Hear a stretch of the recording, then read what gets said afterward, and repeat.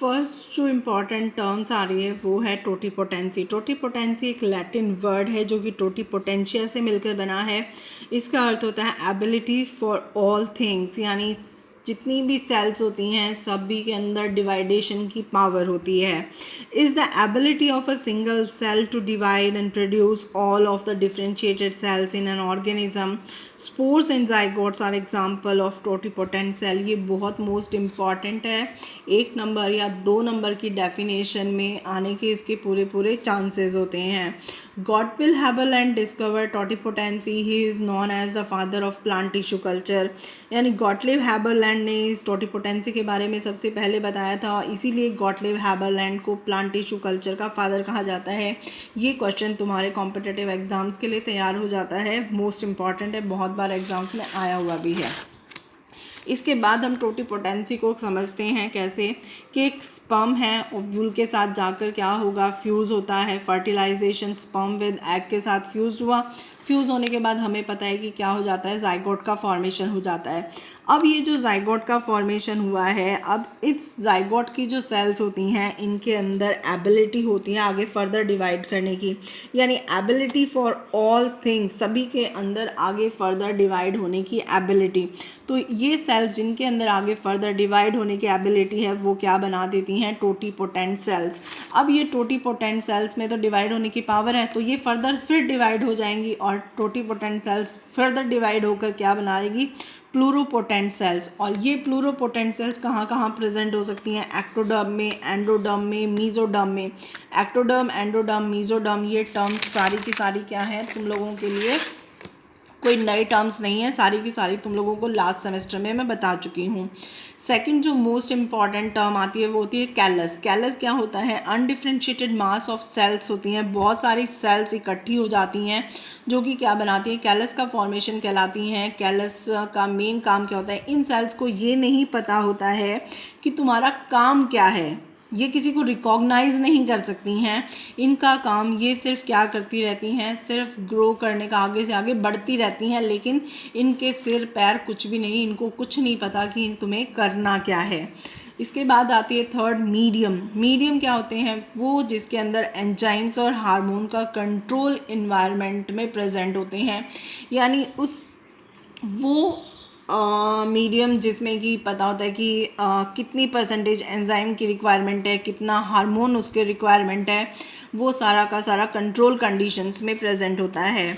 Fourth आता है differentiation. Differentiation क्या होती हैं, जब कैलस की जो सेल्स होती हैं, हम इनको कह रहे थे कि अनडिफरेंशिएटेड मास ऑफ सेल्स होती हैं, ये सिर्फ ग्रोथ कर रही हैं। जब इन सेल्स को ये पता चल जाता है कि इन्हें क्या काम करना है, यानी इनको रूट का ग्रो करवाना है, इनको शूट ग्रो करवाना है, तो ये सेल्स क्या कहलाती हैं, डिफरेंशिएशन। सेम कैलस ही कन्वर्ट होता है डिफरेंशिएशन सेल्स के अंदर, ठीक है। फिफ्थ जो मेन टॉपिक है वो है एपिकल बर्ड। एपिकल बर्ड क्या होती है, the apical bird is a mainly newly growing part of plants. ये चीज़ भी मैं तुम लोगों को लास्ट सेमेस्टर में बता चुकी हूँ कि किसी भी प्लांट का वो पार्ट जो कि आगे ग्रोथ करने के लिए रिस्पॉन्सिबल होता है, एपिकल बर्ड कहलाता है। वो शूट में भी हो सकता है, वो रूट में भी हो सकता है, और इसको हम क्या कहते हैं, मेरिस्टेमेटिक टिश्यूज़ भी कहते हैं। मेरिस्टेमेटिक टिश्यूज़ क्या होते हैं, जितने भी लिविंग ऑर्गेनिजम्स होते हैं जो कि हमेशा टिप के अंदर प्रेजेंट होते हैं। जैसे कि हमने अनियन रूट टिप वाला करा था, उसके अंदर भी क्या था, हमने उसकी टिप ली थी, उस टिप में क्या था कि मेरिस्टेमेटिक एरिया होता है, सारे सेल्स लिविंग होती हैं, वेल फंक्शनेबल होते हैं, इसलिए हम उस पार्ट को यूज़ करते हैं।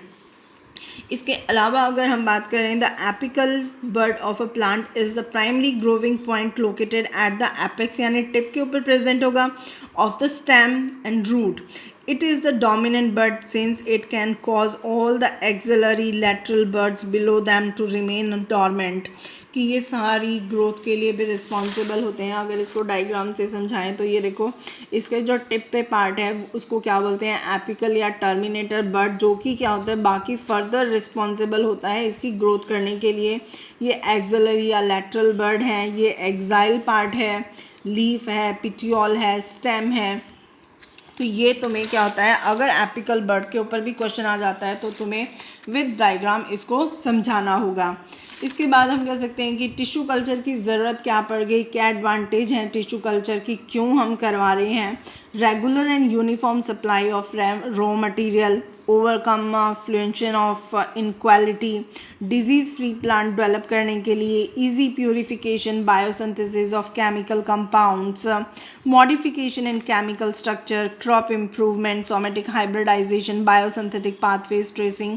यानी इसमें कुल मिला के क्या करें कि टिश्यू कल्चर हम क्यों कर रहे हैं। टिश्यू कल्चर हम कर रहे हैं कि आज कभी कभी तुमने सुना होगा कि एक ही प्लांट के ऊपर टमाटर भी लग रहे हैं, मिर्च भी लग रही हैं।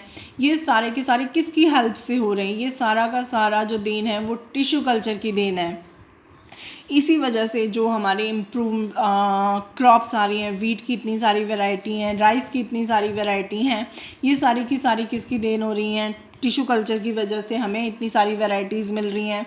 किसानों को क्या हो रहा है कि कम लागत में ज़्यादा मुनाफा मिल जाता है, उनको बहुत ज़्यादा हेल्प हो रही हैं। बहुत सारे बायोसिंथेटिक पाथवेज हैं जिनको कि ट्रेस करना इजी हो जाता है। टिश्यू कल्चर से हम ये पता लगा सकते हैं कि किस प्लांट को किसकी ज़्यादा रिक्वायरमेंट है। किसान क्या होते हैं, किसानों को पता नहीं होता कि खेत में क्या क्वांटिटी कैल्शियम ज़्यादा डालना है, पोटेशियम ज़्यादा डालना है, तो उनको ये सारी चीज़ें कौन बताते हैं? ये टिश्यू कल्चर के थ्रू जो रिसर्च की जाती हैं उनमें पता चलता है कि किस प्लांट को किस चीज़ की ज़्यादा रिक्वायरमेंट है, और वही अगर उसको प्रोवाइड करवाया जाए तो फार्मर्स को बहुत ज़्यादा बेनिफिट होता है। अब रिक्वायरमेंट ऑफ टिश्यू कल्चर की क्या क्या रिक्वायरमेंट होती हैं? Equipments, washing and storage facilities, media preparation room, sterilization room, aseptic chamber for the culture room, incubator and observation and recording area. इनमें से ऐसी कोई भी टर्म नहीं है जो तुम लोगों ने ना सुनी हुई हो। बायोटेक वाले बच्चों ने तो ये सारा का सारा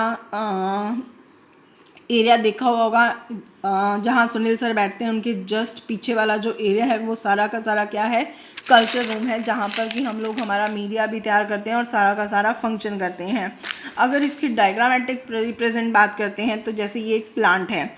अब इस प्लांट में हमें क्या चाहिए? एक्स प्लांट चाहिए। एक्स प्लांट क्या होता है? एक्स प्लांट वो प्लांट पार्ट होता है जिसको कि हम आगे फर्दर अपना कल्चर करने के लिए यूज़ करते हैं, जिसमें कि हम shoot apex, root apex, leaf, किसी भी पार्ट को यूज़ कर सकते हैं। जैसे हमने एक लीफ ली या फिर लैटरल बर्ड जिसको एक्स प्लांट की फॉर्म में हम इसको यूज़ करेंगे। सबसे पहले हम इसको क्या कर लेंगे? इसको आइसोलेट करेंगे और फिर हम उसको पेट्री प्लेट्स के ऊपर या न्यूट्रिएंट मीडिया के अंदर डाल देंगे। इस न्यूट्रिएंट मीडिया के अंदर क्या होगा? जितनी भी क्वांटिटी में इसको कैल्शियम, पोटेशियम, विटामिन, मिनरल्स चाहिए होंगे वो हम इन्हें 1 बाय 1 स्टेप इनको प्रोवाइड करवाते रहेंगे।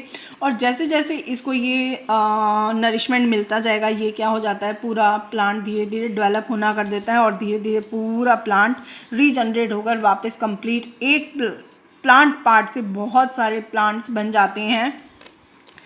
इसी वे में क्या होता है? ये किस वजह से डेवलप हुए? क्योंकि इनके अंदर इनको न्यूट्रिएंट मीडिया में चाहिए था। जो कंडीशन इन्हें फील्ड में, इन्वायरमेंट से, सॉइल से मिल रही थी, वो हम सारी की सारी फैसिलिटी इनको आर्टिफिशियली फॉर्म में इनको प्रोवाइड करवा रहे हैं। अगर स्टेप्स की बात करें तो सबसे पहले क्या करेंगे? Take a small piece of tissues, it is a apical bud root stem. ले लिया हमने इसका कोई छोटा सा पार्ट जिसको कि हम क्या कह रहे हैं? X plant. Transfer tissue into medium, फिर हम इस एक्स प्लांट को मीडिया के अंदर कन्वर्ट करेंगे। The cell start division and callus will be form, कि यहाँ पर क्या होगा? जैसे ही इसमें डालेंगे इनमें सेल डिवीज़न होने लग जाएगा। सेल डिवीज़न होगा तो इनमें कैलस बनेगा। कैलस ये बन गया तो कैलस क्या होगा? अभी इनको कुछ फंक्शन नहीं पता, अनडिफरेंशिएटेड सेल है, बहुत सारी सेल्स इकट्ठी शुरू हो जाएंगी, लेकिन अभी वो आगे सिर्फ ग्रो कर रही हैं, आगे उनका अभी फंक्शन डिसाइड नहीं हुआ। The callus is treated with the particular hormone for differentiation. अब इन कैलस को क्या करेंगे? हम पर्टिकुलर हार्मोन्स देंगे, जैसे ऑक्सीन भी देंगे इनको, साइटोकाइनिन देंगे। जब हम इसको ऑक्सीन देते हैं तो ऑक्सीन का काम क्या होता है?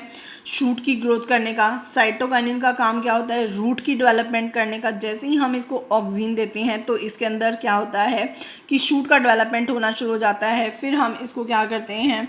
साइटोकाइनिन देना शुरू कर देते हैं। साइटोकाइनिन की हेल्प से इसमें रूट डेवलप होनी शुरू कर देती हैं और धीरे धीरे क्या हो जाता है? ये पूरा का पूरा प्लांट रीजनरेट हो जाता है। इसलिए हम ये कह रहे हैं कि अब इसकी इम्पॉर्टेंस की बात करें कि हम क्या कर रहे हैं कि जेनेटिक इंजीनियरिंग में इसका बहुत ज़्यादा यूज़ है। इसी की वजह से हमें जो डिज़ायर्ड प्लांट हैं वो हमें मिल जाते हैं, डिज़ीज़ फ्री प्लांट मिल रहे हैं। नहीं तो क्या होते हैं कि कोई भी प्लांट सीधे हम अगर फील्ड में लगा देते हैं तो हमें ये नहीं पता होता कि उसमें कौन सी डिजीज़ आ जाएगी। अब अगर हम पहले ही उस प्लांट को ट्रीट कर देते हैं केमिकली तो वो डिज़ीज़ फ्री हो जाता है, उसमें किसी टाइप की कोई भी डिज़ीज़ नहीं आएगी। ये जो टॉपिक है बेटा इम्पॉर्टेंट है, इसके ऊपर डेफिनेटली क्वेश्चन आएगा। ओके।